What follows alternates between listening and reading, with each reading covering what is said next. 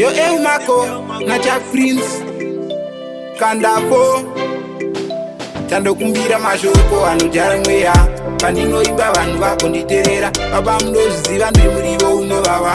asi chandinoda mungoisawo kaflawa baba dai manditumira chiedza nzira inorwadza kufamba ndiri ndega ndingarasika baba mukandirega nditori wai yenyu ichetingondifudzai dai manditumira chiedza nzira inorwadza kufamba ndiri ndega ndingarasika baba mukandirega nditori wai yenyu ichetingondifudzai zita renyu roshandiswa kutsvaga mari kuti vari kutadza sevasingazivi asi kugehena vachatonoona vivi segakanje pakutoda kufamba nedivi nzira yeyakarasika inooneka hatichazive kwatiri kuendapa pakutoda imimisa masimba mugotiratidza nzira inotoenda kumba baba dai manditumira chiedza nzira inorwadza kufamba ndiri ndega ndingarasika baba mukandirega nditori wai yenyu ichetingondifudzai dai manditumira chiedza nzira inorwadza kufamba ndiri ndega ndingarasika baba mukandirega nditori wai yenyu ichetingondifudzai ndiri kufambira pamberi pezvikara zvikara zvine nzara zvikara zvakazara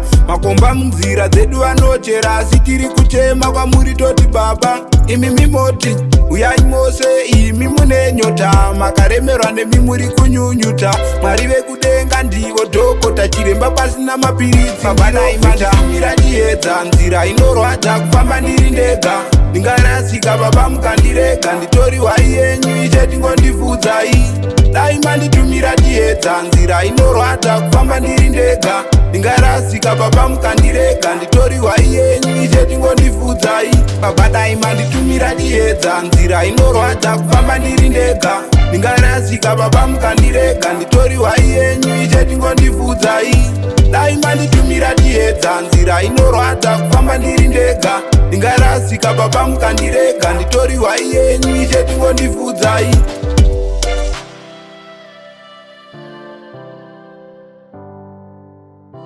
Riddim Mako